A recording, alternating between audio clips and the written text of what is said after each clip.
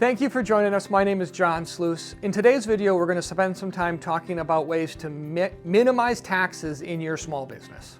Well, I'd start out with saying that what we're talking about here is very general in nature, right? So it's not specific to your exact business or your exact circumstance. It likely will apply, but it may not specifically apply. And so what I'm talking about is general. So please take that in mind. Not everything I'm going to say is going to be accurate for your situation. So always talk to professionals. Remember, don't try this at home, kids. I am a professional. Whether it's in marketing, whether it's in legal, whether it's in accounting, whatever it is, talk to an advisor. And actually, that's one of my first pieces of advice, is recognize as a business owner that you can't do it all. Certainly, you can do some of it. And when you're starting up, you're going to have to do part of it. But being a business owner is recognizing that just because you can doesn't mean you should. Just were so preoccupied with whether or not they could, they didn't stop to think if they should. So if you're a baker, can you do accounting? Yeah. And maybe you need to start out with. Or do you bake? And then in the capital world is the capitalistic world, which says that when you, as a baker, you're better baking than you are doing accounting. There's that point where you're gonna have to decide, do you do it yourself? And if there's no money, then, well, you know what? You're going to have to be the one that does it. But how do you then leverage and spend more time baking and less time doing the accounting? So that's the first one, in the context of understanding that you're going to have professionals. I'll use the example of a baker, right? I see how much it costs to make a really good cake. $1 million. And I fall on the floor on that. But and could I do it cheaper? Sure. Flour, water, right? But there's an art to it, or drywall, or photography, or whatever the particular business is that you're doing. Doing it yourself is always going to be cheaper, but the question is whether you should. And hire those professionals, because yes, they are going to be expensive, but the value and the dollars you're going to save in the long run are far worth it. So as you're looking to start your business and you're looking at asking the question, well, how do I minimize taxes? Some of these answers I'm going to go into here may surprise you a little bit, but the context of what we're talking about here is how do you minimize taxes? The first one I'm going to say, which is going to be absolutely counterintuitive to the fact of how do you minimize taxes, is you say you don't minimize taxes. And you're like, wait, what? Wait, what? I always tell people, just because you get a deduction doesn't mean it's the right answer, right? So if you're getting a deduction, it's because you spent $1 out to save taxes. Well, as a business owner, you want to be profitable. The whole point of doing what you're doing is to make profit. And so if you're paying taxes, it's a good thing. So my context of is, we're going to spend the rest of the video saying, how do you minimize taxes? But in order to minimize taxes, it has to imply that you have taxes in the first place, which is recognizing it's okay to pay taxes. Paying taxes is not bad. Paying anything more in taxes than we need to is what's bad. That's bad business. Don't do that. So that's the knowledge and the understanding that not everything you do is going to be a tax-motivated reason. It's for specifically a tax reason. You're trying to make a profit. And if you're making a profit, it's implying that you're going to pay taxes. The next topic I would say to think through on how do you minimize taxes is to have a complete idea of what your expenses are, right? And so where do I mean with that is, can we do tax returns with shoeboxes? Yes, we can. Can we do them with green bar ledger? Yes, we can. Can we do them with a fancy QuickBooks system or a FreshBooks system or even a gigantic ERP like Oracle? Yep, we can. We can do all of those. The key there is to find out what works for you to determine the best method and the best way for you to have a complete idea of what you spend in your business. For most businesses that are starting up, that can be had by treating your business like a business, not part of your personal. And what does that mean? Set up a checking account. Set up a checking account with your bank, at your bank, separate with a business. Now, a nuance here, that doesn't mean you have to have a business checking account. You may want to, but it could be just a sub-account under your personal accounts. The point here is that you have a separate checking account. You're going to start tracking your business activities. And that is always good business policy. So when you set up a separate checking account, what you're doing is at every single moment that you're living life, that you're doing business, you're making the decision and the determination right at that moment is this particular transaction part of my business or not? So you're out for a meal. Well, is that meal deductible? Is it not? Well, you make the determination at that moment and put it on your business card versus your personal card. So by having that separation there is what you're going to do to actually increase the amount of deductions you have, is that you have it in the first place, right? So make that determining factor right at that moment. This ink cartridge that I have to buy, is it for business or is it for personal? Make that determining factor. We'll probably spend a whole separate video of what is deductible versus what is not. But the key here is saying you can't have it as a deduction if we don't even know about it. And believe me, you say that you're going to be able to keep the receipts, you won't. And are you going to be able to find the receipts later, back in April from the year before? You won't. So the key here is that you just find a system that's in place that you can track your expenses. Numbers, taxes, receipts. Another factor that you're going to want to decide is what is your legal entity that you're going to use for your entity to do this to minimize taxes.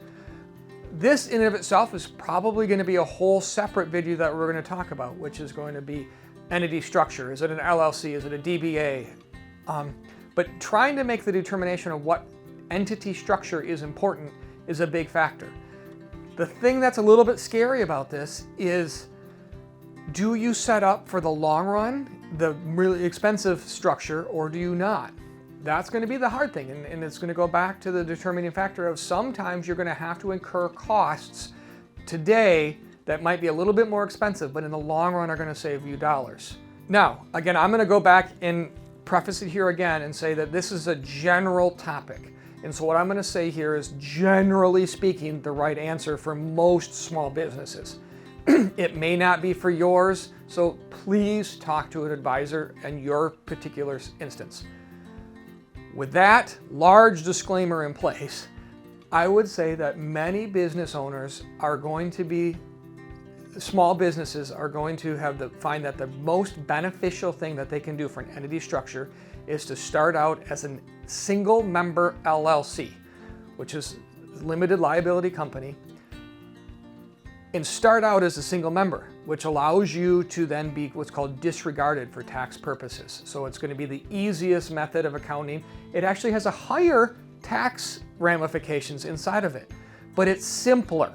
And so yes, you're going to pay a little bit more in taxes, but you're going to pay less to your accountant, me, and less to your banker, and less to your attorney to set it all up, and less in fees. Because when you're first starting out, the cost to do these more complicated structures is greater than the tax that you're saving. So you start out as an LLC, talk to your attorney as the legal benefits of this, but from a tax point of view, you start out as a single member LLC. And then what that allows us is down the road, we will likely flip into electing being taxed as an S corporation. Okay, so you're an LLC taxed as an S corporation. It allows for businesses to have a long period of a flexible structure here. We work with businesses that are $10 million in revenue that are LLC taxed as an S corporation. And so you're setting yourself up just from the gate of being an LLC and still giving yourself a lot of flexibility to be taxed as an S corporation later. Fundamentally, what we're talking about is an LLC is your partnership. You get the legal benefit of separation there. Again, talk to your attorney as to why. But you get the legal benefit, but from a tax point of view, from an income tax point of view, you are going to be disregarded, and so you don't have all the costs that come along with separate tax return and otherwise. At some point, we're going to make the determining factor to probably push you into an S corporation. And fundamentally what we're doing is we're recognizing that we're going to have a separate entity. It's going to become and be taxed as a separate entity. And so we look at it as now it's no longer just you, but it's you and your business. So when I'm meeting with you, I'm meeting with you as the business owner, and I'm also meeting with you as the employee that's going to get in there. Now I said you as an employee. Whoa, that's kind of scary. That's complicated. That has tax return ramifications. That has payroll ramifications. That has legal compliance ramifications. So there's where, again, I step back and say, okay, it will allow to have those, but you may not have it right away. So you're going to work into that structure. So when we're talking about an S Corp, really what we're doing is we're talking about splitting the business owner from the employee. So what the strategy here on this is, When you invest in Ford or GM or in your retirement or any of the investments you have, I bought Intel at 6. you're not active in those businesses, right? So you're an owner of that business. So if you have stock in Ford, you're not down there running Ford right now. You're sitting at home and you get a dividend or a return on your investment. That's a favorable tax treatment. Well, when you have a small business or you're a LLC, everything you do is active. It's you doing it. You're the baker, you're baking. You're the attorney, you're working. You're the lawn maintenance, you're pushing the lawnmower, you're doing it. By doing an S election, what we do is we split your role and you now have a split personality. Part of you is doing something and part of you is being the business owner and being taxed appropriately at that. So when you're active, you're subject to more taxes, which is active earnings, ordinary income, but also self-employment taxes, which is your Social Security, Medicare, and otherwise. This part of my life is called paying taxes. What we're doing is we're splitting that out. So some of your income is taxable based on that, and some of it is a return on capital as a business owner. By splitting that out, you're going to have a preferential tax treatment there compared to the others. Now there are costs, there are difficulties with that. We said split it out. We now have a separate tax return. You have to pay yourself wages. You have to go through those. And you have to take tax positions because what the IRS is going to say is you have to have a reasonable wage to do this. If the IRS had their way, all of your earnings would be self-employment earnings then. So if you're the baker, none of it would come from being the business owner. All of it would come from you baking. If you had your way, and if I had my way, you would be a really bad baker and a really good business owner. So none of your earnings would come from being the baker, rather it would come from being the owner of the bakery. What we do is we have to come up to a reasonable middle ground. And the reasonable middle ground is different for every single type of business. So if you're a doctor's office, it's going to be different than if you're an attorney, which is going to be different than a builder, which is going to be different than a baker, right? And so you have to look at those, and there's facts and circumstances for all of these. So again, that's why when I'm talking here, it's general in nature to give you an idea and a concept of what we're talking about.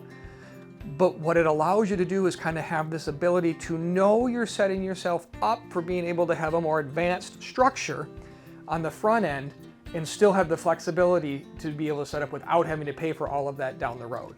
Minimizing taxes is recognizing that you don't want to pay penalties and interest either, right? So when people talk to me as, they're starting up a business, they oftentimes just think about income taxes. We want to minimize income taxes. And I would say, well, that's great. We're going to think about income taxes, but have you thought about sales tax? Have you thought about registration tax? Have you thought about franchise taxes? So there's multiple other taxes. And actually, most small businesses are going to deal with sales tax far sooner than you're going to deal with income taxes. And so recognizing that you're going to have other types of taxes in place or other considerations there is important to realize. Because if you don't, it's amazing how quickly those fees add up for not paying and not accounting for that. So if you're looking at saving that and saving these dollars, think and spend a little bit of time up front asking yourself in your particular industry, what are the different taxes that are going to apply? It's not just income taxes. So I get the question a lot on what's deductible versus what's not. So again, I started this video off saying that as a business owner, we want to be profit. So our goal is not to have everything be deductible. Because if everything were deductible, it's because that means that you then aren't profitable, right? And so we want to have some profit. But with that in mind, in that context said, there's no sense in giving up deductions, right? If we're actually spending dollars, let's take advantage of it. That sounds good, Peter. The words I use, and this is going to be different than other accountants that are out there, right? There's no magic bright line test to say, is this deductible or is it not? What the IRS is going to say is all income is taxable and you're allowed expenses related to the recognition of income. That's how they're going to look at it. And so how I translate that is if you're incurring taxable income, if you spend dollars to have that taxable income, it's allowable. The expense is allowable if you have a cost related to the taxable income. So let me go a little further. That's very ambiguous here. So how I word that is if you're spending dollars that you wouldn't have otherwise spent it's deductible. Okay, so let's go to the ink cartridge. Well, would I have bought that ink cartridge if it wasn't for the fact that I had a business, right? So if you have a printer at home and you were going to buy it because you have to print out your kids' permission slips for school and you were going to buy it, well, then it's not deductible. If you have to buy it because you're going to be printing out invoices for your new business, then it's deductible. Now, we're going to have to determine, because there's mixed use inside of there, what's the best way to handle that. But there again, go back to the thing I mentioned on having a checking account. When you buy that print cartridge or whatever it is, make the determining factor. Am I using this for the business or am I using this for personal? And if you would have not otherwise purchased this particular thing or item or service, if it wasn't for the business, well, that means it's going to be deductible. So I've given you a fair amount of ideas here with this in this video. We're probably going to have more videos, right? There's a whole careers that people spend on. I, as a CPA, we're going to be talking about a lot of these items throughout your career in the business that you're doing. And the point of this video here is to get you just thinking in general. As you develop your system in your business, there's going to be more things that apply specifically to you. There's going to be mileage. There's going to be other items that are going to be out there. And we'll actually have more videos on this topic, right? But the key thing here that we're talking about is to think of this as a business, right? That you're trying to minimize taxes, yes, but more importantly is you've got a business. Run it like it's a business. The expenses will fall through, right? So set up a separate checking account, set up the right structure. Think of it like a business. Those are all key items that at first blush don't seem like they're actually ways to minimize taxes, but they are. Because what it's doing is it's helping you understand that if you treat it like a business, the expenses will work its way through and it's going to come through. We're going to find ways to minimize taxes. Thank you for joining us, and we look forward to talking to you on future videos.